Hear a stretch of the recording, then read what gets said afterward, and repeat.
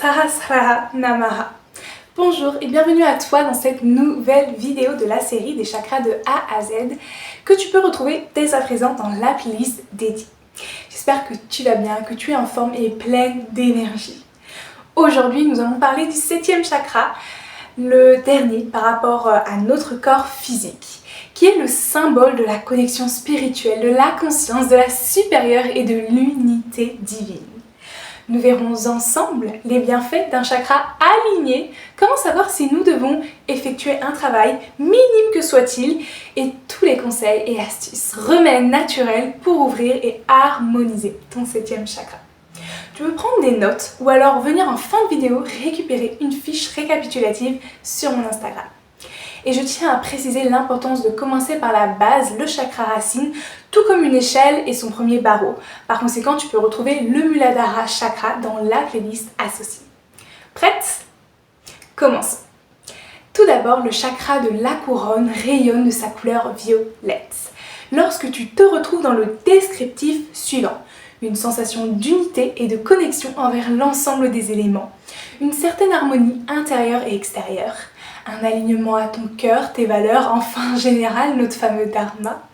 Lorsque aussi tu canalises bien ton énergie, qu'il y a cette présence de la spiritualité dans ta vie, que tu avances avec plus de conscience, tu as une certaine sérénité profonde, tu fais confiance en la vie et tu as un sentiment d'amour universel pour tous de manière inconditionnelle. Tu arrives aussi à bien méditer et à vivre en pleine conscience. Le Sahasrara est le siège de l'illumination, de la connaissance, de la volonté de la source et de la volonté divine, accès pour l'homme au sommet de la conscience. Il nous relie à notre nature spirituelle et au cosmos, canalise l'énergie dans notre corps physique et nous donne accès au conscient et au subconscient, à l'ouverture et à l'ouverture de l'énergie divine. Il est le siège du prana, l'énergie et la force vitale. Il se situe exactement sur le plafond de la tête. Et si tu te reconnais parmi ce descriptif suivant, c'est qu'il y a un travail d'ouverture et d'harmonisation à effectuer. Par exemple, le sentiment d'insécurité relationnelle ou de cette fameuse dissociation avec la spiritualité. Également la perte de la joie, de l'étincelle, de la confusion, de la frustration. Enfin, si tu ne te reconnais pas dans le premier descriptif, c'est bien évidemment aussi un indice de travail à effectuer. Mais heureusement, la nature est bien faite, nous n'avons pas besoin de tant d'heures et tant de choses pour ouvrir son chakra. Concernant les outils d'harmonisation, nous avons en premier point les huiles essentielles, dont la lavande, le palo santo, le frangipanier, la gotu kola, la lotus rose de nard. En thé épice, nous avons la lavande, la fleur de gotu kola encore et la cannelle. En aliment, il va falloir plutôt se tourner vers un jeûne purificateur, un jeûne hydrique ou jeûne de riz. Tout ce qui est relatif à la lithothérapie, les pierres précieuses semi-précieuses, tu vas pouvoir te tourner vers les fluorides violettes, la sugilite, le quartz d'esprit damasiste, la labradorite, la calcite blanche, la damburite, la diamant de Herkimer, l'oolite, l'épidolite, la pétalite, la sélanite et également la fameuse pierre Super 7. En mantra, je t'invite à exercer les suivants. J'accepte la connexion au divin et que son énergie bénie me traverse. Je comprends, je suis tout, je suis divine. Om Namah Shivaya. Je m'incline à Shiva en sanskrit. J'ai d'ailleurs dédié une vidéo dans la playlist des mantras.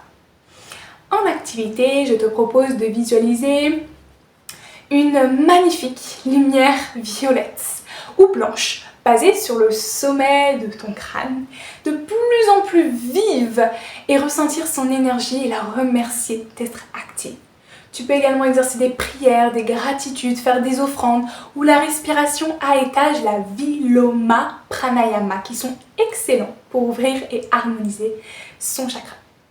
En mudra, je t'invite à enlacer l'ensemble de tes doigts, puis de laisser les petits doigts qui correspond au symbole de l'eau, à l'élément de l'eau, se rejoindre tendus et de maintenir cette position pendant plus de 4 minutes en respirant profondément.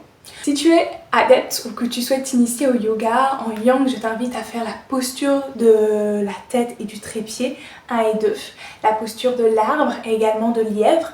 Tu peux exercer la posture du crocodile, de la pince debout ou Uttanasana. En yin, des postures plus douces, tu vas pouvoir exercer la position flottante, également le papillon allongé ou la posture de l'escargot. Nous en venons à la fin des conseils pour ouvrir, équilibrer, faire rayonner ton chakra Sahasrara et de la vidéo.